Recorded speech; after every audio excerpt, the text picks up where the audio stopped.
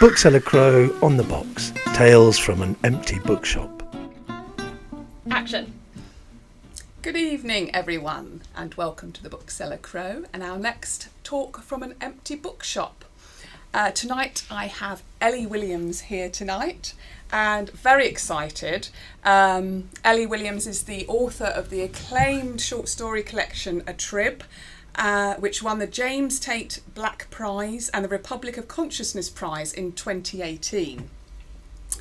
And tonight we are here to talk about your first novel, which is The Liar's Dictionary, and I must say I absolutely loved it. It is amusing, full of wit, has its own unique atmosphere, depth, has a series of rabbit holes glued together, satisfying in a page-turning upbeat quality to it. This is wonderful.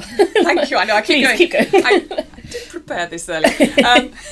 It's a novel of alliterations, swirling meditations on language, dictionaries, gender, puns, linguistic jokes, fake words, and how many truths there are to one situation.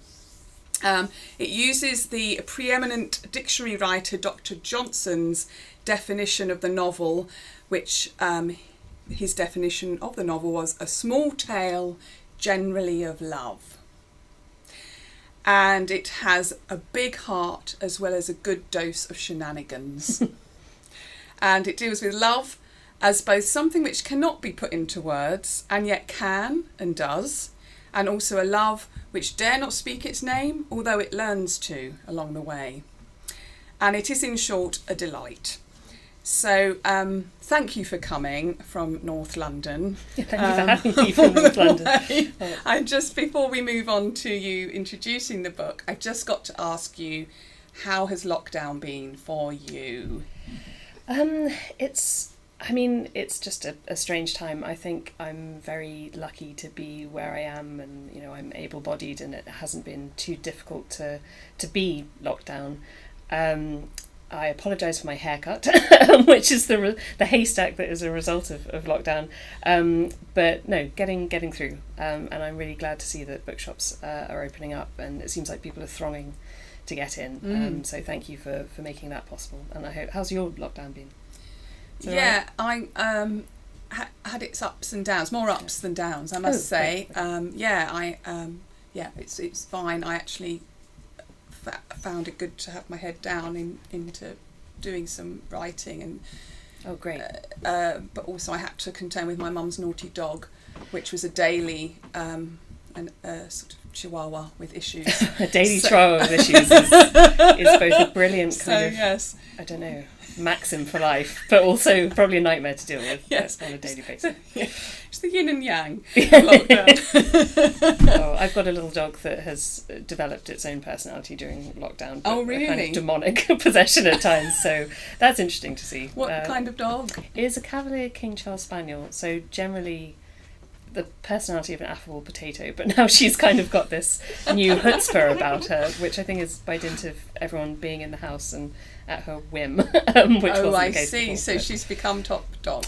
Very much, yeah. The alpha dog, the kind of pecking order, or whatever the metaphor correct is. We're very much at the bottom now. We're the gross plateau, which she domineers over. But yeah, servants. Yeah. Right.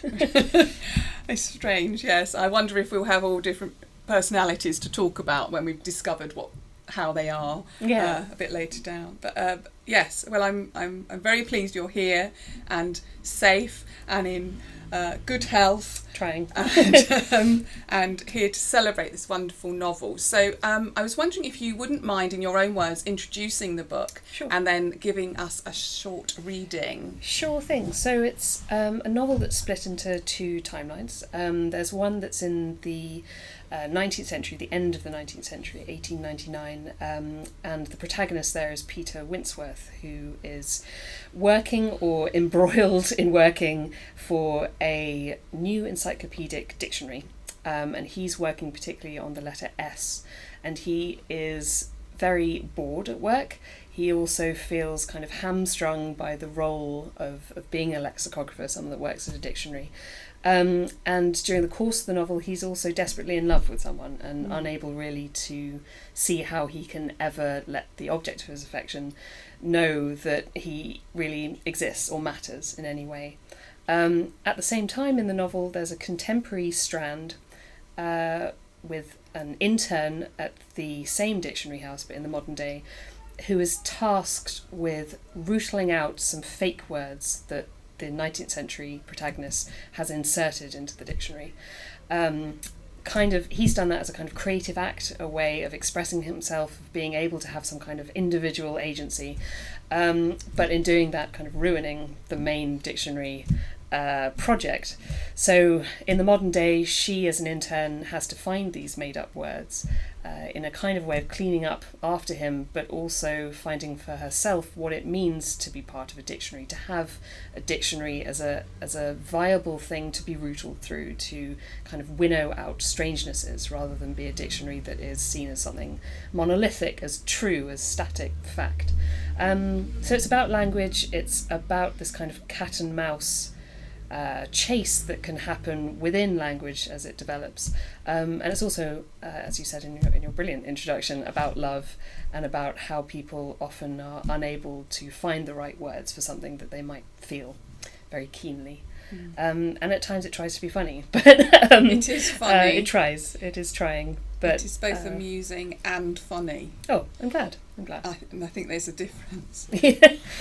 Oh, let's look it up. What is the difference? How do we define them? But yeah, and I really like that that definition from Johnson. This idea of a novel being a small tale, I think, is something that maybe gets lost in other definitions of what a novel can be. And the idea of love being in any way defined as a small tale, let alone for a literary kind of artifact, just thrills me, and it was a pleasure to use it as a kind of epigraph for the book. And in terms of reading, I'll probably just do a quick reading from the preface, which isn't really, having spoken about those protagonists, it's not really in the voice of either, and it's trying to do a couple of things, but it's also riffing on the idea of how strange it is for a dictionary to have a preface. Usually you and I might use a dictionary just on the off chance or off the cuff because we want to define one single word. We don't need a kind of context necessarily to be able to use it. So thinking about what is the function of a preface in a dictionary, what might it use, what kind of justifications it might have for itself. So I'll just read from that for a little bit. Thank you. Preface. Let us imagine you possess a perfect personal dictionary. The whatever. Not a not imperfect dictionary, but the best dictionary that could ever exist for you. Let's specify. This should be printed rather than digital. Dictionaries as practical objects. You could hold a volume of it out of someone's reach, wave it around, or use it to chivvy a wayward moth out of a kitchen. As I say, dictionaries as practical. It might have a meaningful heft in the hand, with lightly scuffed corners, trustworthy enough to be consulted, and not too hot to handle. It would have a silk bookmark, perhaps, and page numbers, so that it's not jealous of other fancy books on the shelf. The perfect preface would know why dictionaries have page numbers. The dictionary's title would be stamped in gold across the spine.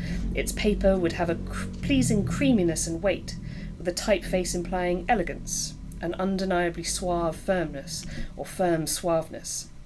A typeface that would be played by Jeremy Brett or Romaine Brooks. A typeface with cheekbones. Leather covers come to mind if one imagines a perfect dictionary, and if you were to flick your perfect dictionary's cover with a thumbnail, it would make a satisfying fnuck sound. I admit that I have less than great attention span, so my perfect personal dictionary would be concise and only contain words that either I don't know yet or ones that I frequently forget. My concise, infinite as ignorance dictionary would be something of a paradox and possibly printed on a Moebius strip. My impossible perfect dictionary. Let us dip into a preface and push it open with our thumbs as if we were splitting some kind of ripe fruit. Opening a book is never anything like that, though, really, is it? And this simile is a bad one. My perfect dictionary would open at a particular page because of the silk bookmark already lodged there. 2,500 silkworms are required to produce a pound of raw silk. And what is the first word one reads at random on this page? I have been sidetracked. Some words have a talent for will-o'-the-wispishly leading you from a path that you had set for yourself, deeper and deeper into the parentheses and footnotes, the beckoning see also suggestions. And exactly how many dictionary covers could one make by peeling a single cow? Who reads the prefaces to dictionaries anyway?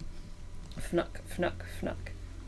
And to consider a dictionary to be perfect requires a reflection upon the aims of such a book. Book is shorthand here. The perfect dictionary should not be playful for its own sake, for fear of alienating the reader and undermining its usefulness. That a perfect dictionary should be right is obvious. It should contain neither spelling nor printing errors, for example, and should not make groundless claims. It should not display any bias in its definitions, except those made as the result of meticulous and rigorous research. But already this is far too theoretical. We can be more basic than that. It is crucial that the book covers open, at least, and that the ink is legible upon its pages. Whether a dictionary should register or fix the language is often touted as a qualifier. Register, as if words are like so many delinquent children herded together and counted in a room. Fixed, as if only a certain number of children are allowed access to the room, and then the room is filled with cement. The perfect preface should not require so many mixed metaphors. The preface of a dictionary, often overlooked as one pushes one's thumbs into the fruit filled with silkworms and slaughtered cows, sets out the aims of the dictionary and its scope. It is often overlooked, because by the time a dictionary is in use, its need is obvious. I'll probably stop there for now. So yeah, I mean, as a reading to choose, it probably is the more pompous end of the narrator and kind of thrilled by its own boringness. So I realise that maybe not the most appealing for a rapt audience, but I think boredom does play a part in the novel as a theme. Kind of how do we deal with boredom and the anxieties of not seeming bored, or alleviating boredom in a way that doesn't feel indulgent or strange. People are heckling the back people already. Are throwing books around. Yeah, they've had enough. Yeah. People are throwing dictionaries. Oh, brilliant! Yeah, that's what I look forward to. Just a nice, concise paperback. But yeah, I found researching for the novel and looking at how different editors and lexicographers do write their prefaces. Kind of an interesting way into understanding the lexicographer's craft, and actually how it is a craft, and how compiling a dictionary isn't always just an arbitrary kind of copying down a previous dictionary, which copied down a previous dictionary, that there is this art to it that in my ignorance I hadn't really appreciated. So that was a really enjoyable part of the research for the book. I think it's a really... It's how much you take so much for granted with dictionaries, right. And that's what you start to suddenly think about, the sort of the humanity and the human, the people behind these, and how they can meddle with it, but also they, this wonderful character of Winceworth, who is sort of inserting his own definitions as a way of asserting his small power, that because he's quite a I don't know what the word, not repressed man, but he's sort of like a shrinking violet. Yeah, he's kind of very overlookable by most people, often including himself there, and by kind of making up these definitions of the words, not only is he kind of, as I say, kind of asserting a sense of, no, I do take up space, but also a way to show that he's registering the world and finding gaps in language, finding lacunae in language that don't yet in English have words yet necessarily. I don't know if you've come across on the internet. I haven't come across the internet yet. Have you not heard of it? Oh, I'll introduce it to you later. But they have the Dictionary of Obscure Sorrows, right? Which it's going to be published, I think, by Simon & Schuster soon. But it's this notion that emotions that we don't yet have words for and definitions for are given words, particularly to do with obscure sorrows. And the nature of the internet being what it is, that these are so evocative and mean so much to people and are so recognised as words that are needed by language. And they have this new currency because they're replicated on Twitter as if they are real words. So then they do become part of language. Winceworth my interest in the character of Winceworth really came about of thinking how far words are only really useful in terms of how we use them, and the way that the English language, as every language does, changes by dint of how we are able to use and misuse words, and how there is no static true kind of definition of a word beyond how society or people are able to use it or feel comfortable using it. And yet there is such fear of using words wrong in a wrong way sometimes. Right. I think and the sort of whole idea of who owns the words as well, and certain classes of words. And I love the fact that you have some words in there that I have not, or phrases as well, like all mouth no trousers, all these things that my nan used to say a lot in Up the Elephant and Castle, where she grew up. And coming back to Winceworth, these sort of mountweazels that he I think we've covered that. Have we said that they're inserted to prove plagiarism? Is that right? Yeah. So the in every dictionary and encyclopedia, it's purported, will be these so-called mountweazels, these fake words that have been inserted into a text, so that if you were to write a dictionary and I was to write a dictionary, it'd be very easy for me just to copy yours, because words are words are words. But if you've inserted a fake word into your dictionary, it ends up in mine, it'll be obvious that I've copied you. And they're called mountweazels, this extraordinary evocative word, because one of the famous examples of it was in an American dictionary of biography, I think. And it had Lillian Virginia Mountweasel was one of the entries, and they had this whole article, small column, where details of her life were given, that she was born in Bangs, Ohio, and she died tragically in an explosion while on commission for Combustibles magazine. And it's all completely made up. It's just this little fiction nestling in the pages of a real dictionary, and it's meant as a copyright trap, so that any kind of pirating of the text would be obvious. And the idea of someone sitting down and not just making up a word and then kind of doodling down some vague definition of it, because it really doesn't matter what that made-up word is. The idea that they committed themselves artistically to creating a fiction that had wordplay in it, that had dramatic irony, I found quite moving. And I guess that's kind of haunting the novel, the idea of people that are moved by language but also very distrustful of it and mistrustful of it, and the difference between those two words. And haunting generally is a theme in the novel, that we're haunted by the words we have used, we're haunted by the words we've misused.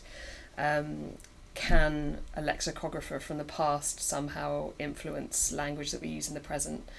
One of those words that through, in a real example of lexicographer on lexicographer kind of action, where someone's copied a dictionary and they've copied the words in their own book, and someone's copied that, not a copyright trap, but a word that's just incorrect, was Phantom Nation. And that was just from, that entered a dictionary as a real word because of a misreading of an Alexander Pope poem, where the printing had meant that the word phantom and nation had just been stuck together. And someone said, well, what does that mean? We need to define it. And then, because people just copy each other's dictionaries, that ended up being replicated through centuries of different dictionaries. So the idea of blunders often entering dictionaries that are meant to be about truth and fact and that are used by people trusting that that's the case.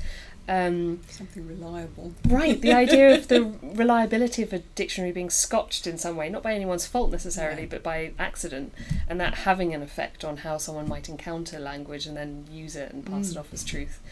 In an unknowing and unwitting way, is kind of thematically and dramatically important to the book, I hope. There's one mountweasel that I particularly liked, which Winceworth put in, is cassiculation. Yeah. And this is the sensation of walking into spider silk and diaphanous unseen webs, which I was rather disappointed that wasn't. Well, use it today. I'm going to use it. I just used it, so right. if I can remember it, I will slip it in. It's perfect. To my next conversation about what happened to me when I went to the shop. Right. I walked into a spider's web. Well, that would be a nice kind of lineage for the book. That if that does become part of common parlance, that every day everyone's like cassiculation. All right, we get it. No, that would be a very pleasing twist in the tale. Well, I shall start it. Please do. Start it in Penge. Yeah. We'll see how far it gets. Yeah. If it gets up north. I keep saying up north. From the Badlands. Yeah. Well, good old Crouch End. it is. Over the river. Yeah, so that's great. I want to now talk about words and sexuality, and discovering one's sexuality is about finding your own words for things often, and also having feelings that have no words to them and are not I was saying to you earlier, I grew up in the 80s and 90s, and it's very long growing up. And a lot of growing up to do, that's what definitely. And there was nowhere, because of the 80s and the sort of silence put through Clause 28, there was no discussion around real sexuality or being gay or anything useful like that. So until Jeanette Winterson came along on The Kiss on Brookside, there was just like this silence, and so there was all this emotion without words. And there's closeted and hidden and the unspoken and the love that dare not speak its name. And you've been likened to Ali Smith, and her I think her early short stories, I can see probably more in your short story collection, I would say a little bit, but glimpses. I felt, oh yes, there's the magic of that sort of light, that same sort of light quality that she has in her novels as well, and especially to do with language and punning and linguistic jokes, which you share. But I don't think it would be a mistake to say that I think there is a correlation between sexuality and perhaps being gay and gay writers. Not that we all identify as being a gay writer, we're writers. Anyway, I'm getting myself into a maze. I'm a professional gay who writes, it's fine. But the need to understand and interrogate language, I think, comes from a slightly different way to it, because of the doubleness of experience, and then the searching for words that are precise. You mentioned in the preface the sort of pose or posturing of language, and I thought that's really stayed with me, the idea of even writing the opening of a novel and how it takes its own posture, right, and it's how posy it is, you know, and that kind of thing. Also the fakeness of words. So I was wondering, through this desire to be precise, whether you thought that might be something in my ideas of being gay and searching for meaning through language. Definitely, and I think the word searching is the right one to use, and one that was occurring to me, that there's this scene in Ali Smith's Girl Meets Boy, which is an extraordinary book. She's an extraordinary writer, and to be in any way in the same sentence as her is just a huge honour and a huge compliment. But in this, one of many scenes in Girl Meets Boy, one of the more stream of consciousness sections, when two characters who are female, are queer, are in bed together, and explaining the kind of anxiety for one character of that, the fact that myth somehow becomes blended in with this sense of kind of othered personhood, that also becomes someone plucking a buttercup, that becomes someone transforming into a stag, and it's very strange and very slippery and supple and an odd paragraph, doing strange things with grammar and speechlessness as much as overladen with words.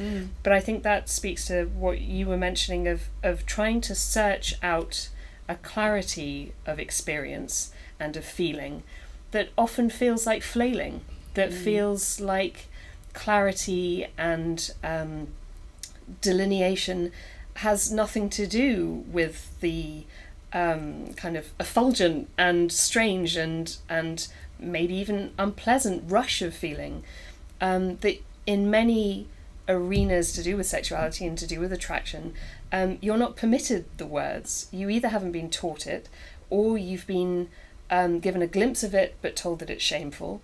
In the case of Section 28, it has been shown to be unsanctionable, and that people in kind of putative roles of power have ensured that you are not able to participate in it. And in a way, dictionaries can play a part in that. You know, what is deemed to be a good word or a good use of a word. There's a 1943 dictionary, an edition of Webster's, that I've got at home as a fan of dictionaries. You kind of accrue these things.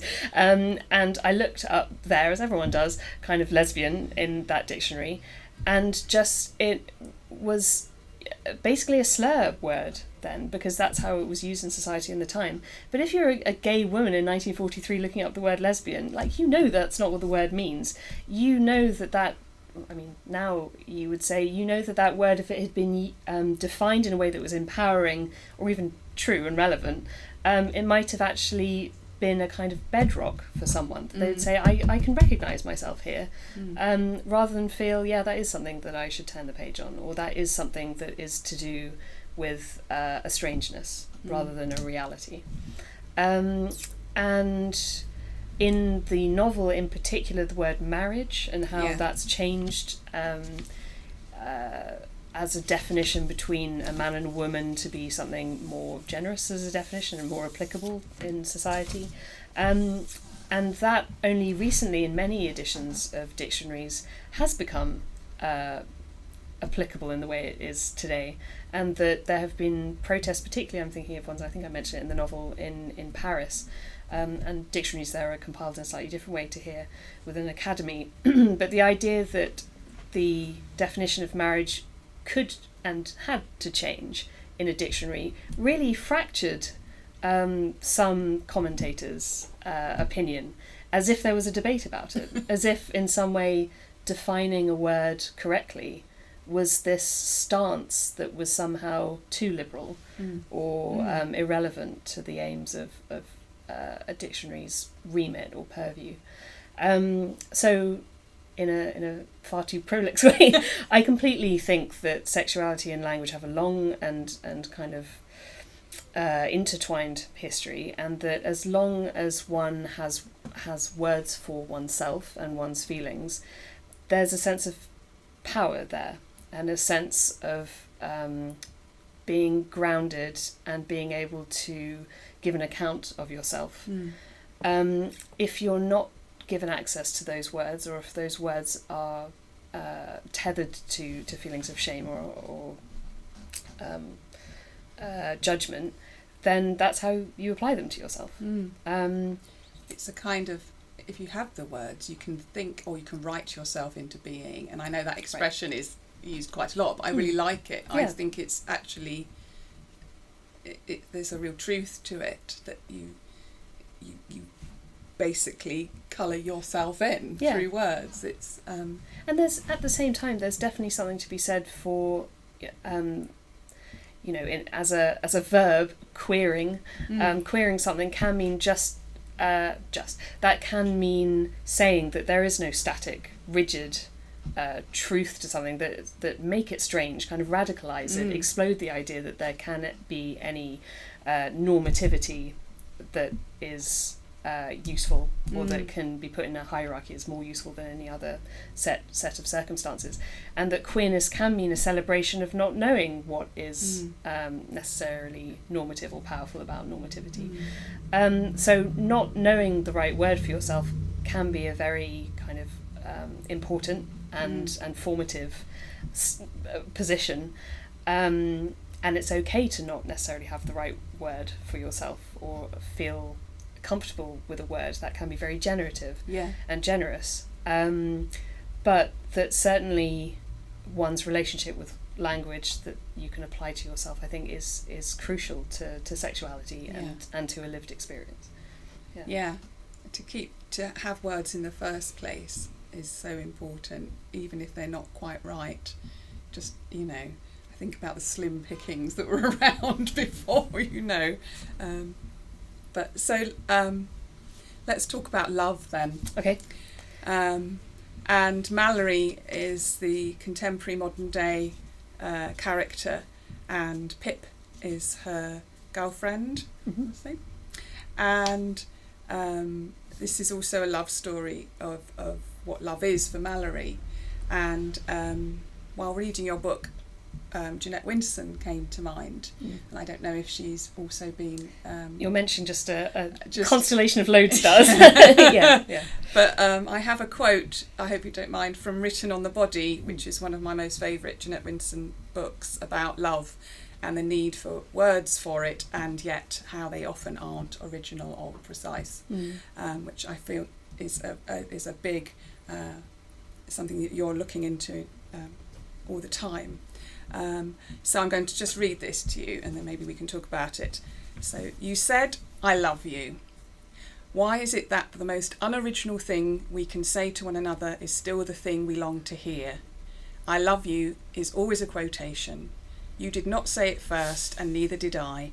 Yet when you say it, and when I say it, we speak like savages who had found 3 words and worship them. So I felt that had a direct link.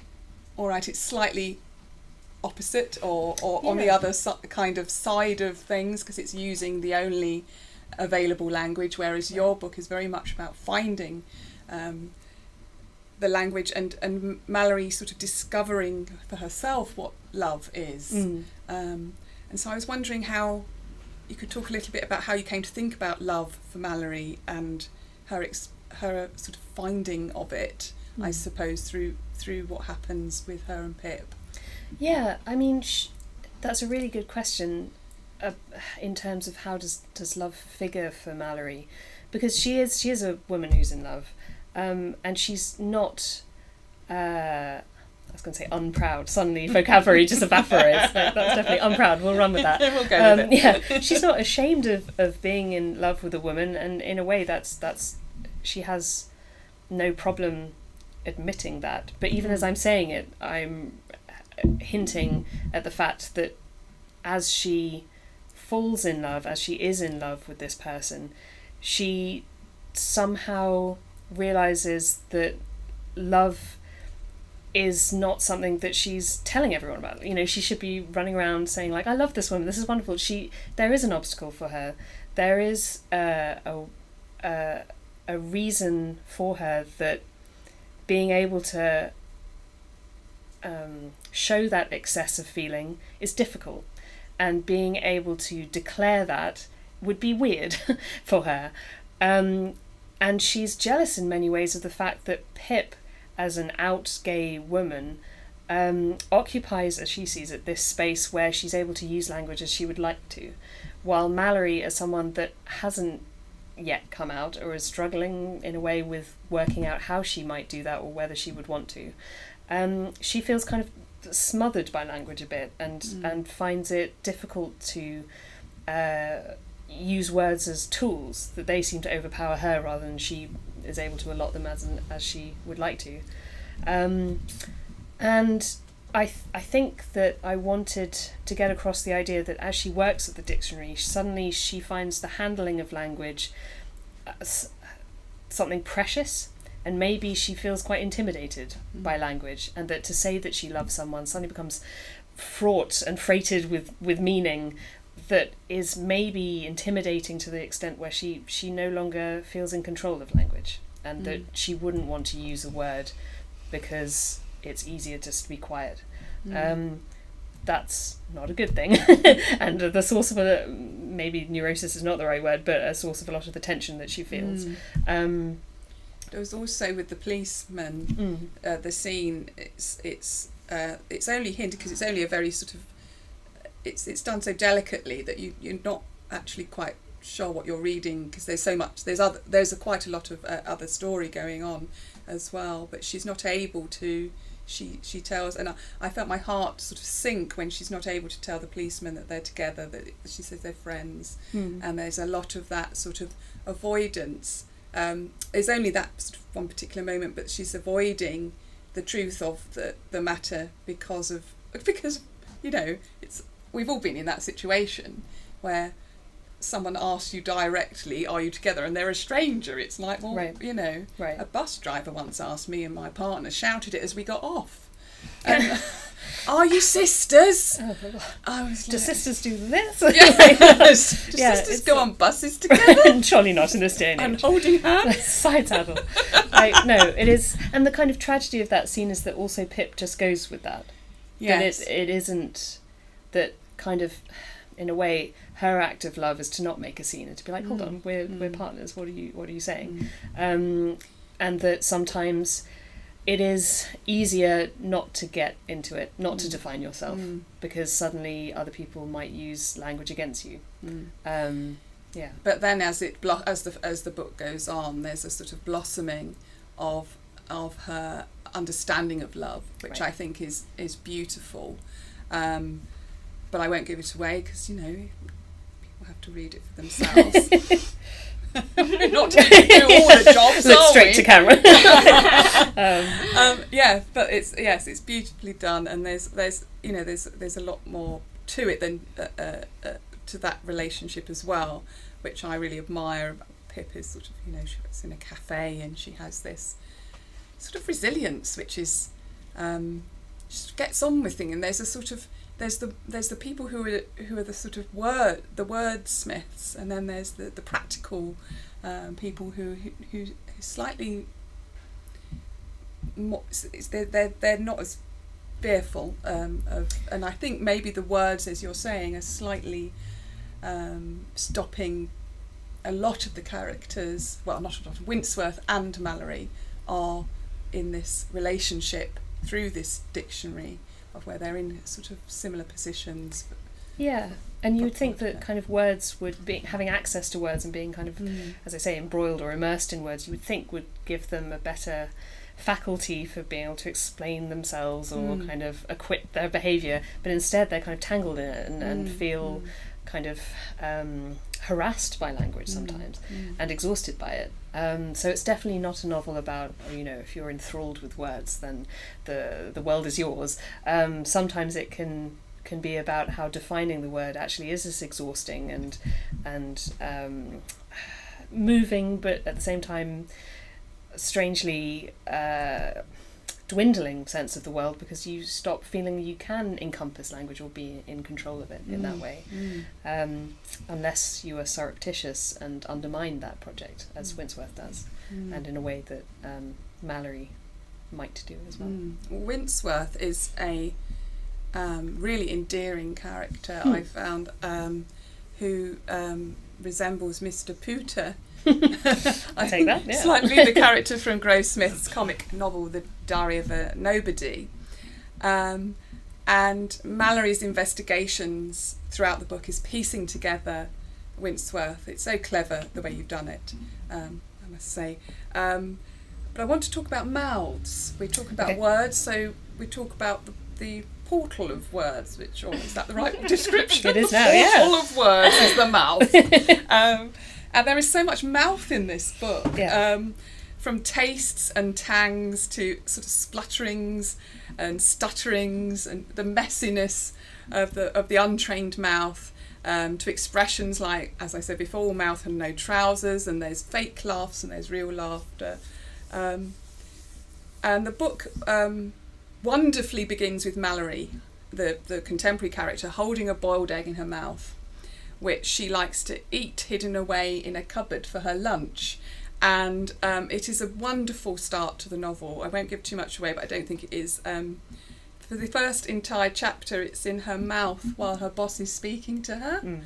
And this it reminded me a little bit of Miranda July, Oh, which nice. I Yeah. also love as a writer, so I was very pleased, and also had that kind of hint of an egg and an egg timer and time, and from your short stories, where you've sort of stretched time and done all these wonderful things. So I love the fact that there's a boiled egg in someone's mouth and they're not able to sort of eat it. It's because the boss is speaking. I mean, yeah, I hadn't thought of it in those ways, but this poor woman just stoppered. Yes. Funny enough, like I'd forgotten, but part of the reason for that scene being there is, in the first instance, my wife, who you've mentioned, she worked at the Oxford English Dictionary for a while, and she has described how she was eating an egg while working there, and was in a quasi-similar circumstance, which obviously, as a writer of fiction, you're just like, I'll have that.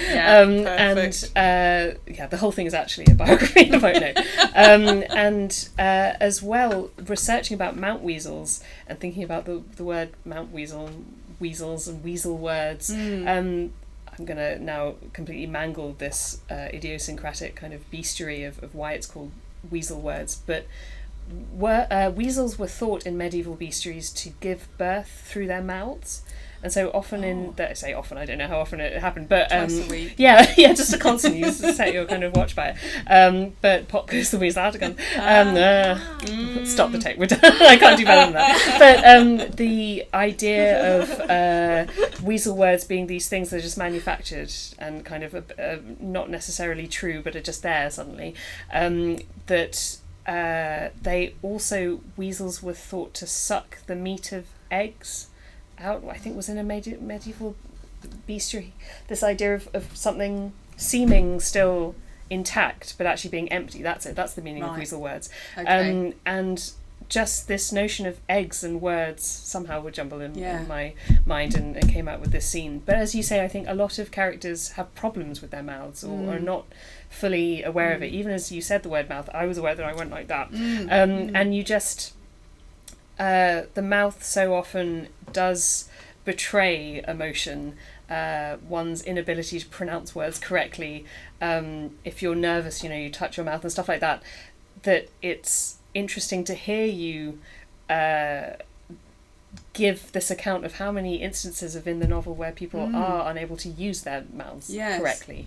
That's right. Very pleasing. That's good. No, I see it as a heart and mouth book. And there's so much more about lisps and things I wish we could talk about, but I feel we're coming to the end of our time. There's Cat's named Tit, and the pelican scene. So much to this wonderful book, and the moth. Anyway, I could keep going on, but thank you so much for coming in and sharing this wonderful book, and me getting to talk to you about it is really special. Thank you. So thank you very much for coming, and I know you're going to sign a few copies. Yes. So thank you for watching as well, and we'll see you soon.